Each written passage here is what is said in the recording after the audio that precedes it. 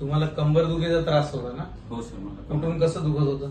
मला अगदी कमरेच्या शेवटच्या मणक्यापासून पाया गुडघ्यापर्यंत दुखत होतं. अच्छा. कुठला पाय दुखत होता?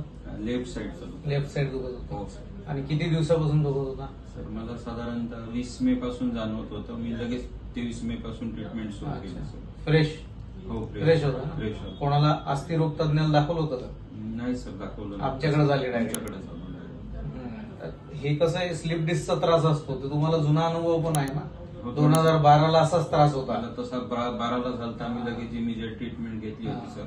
आणि मला त्यावेळेस लगेच 5 सिटिंग मध्ये कमी झालं. असं दुखायचं ना ही अशी? हो, असं ही दुखत. पूर्ण हो सर. L4 L5 पासून असं पूर्ण दुखतं ते? हो सर. मला तर त्यावेळेस तुमचं किती दिवसामध्ये दुखणं बंद झालं आता?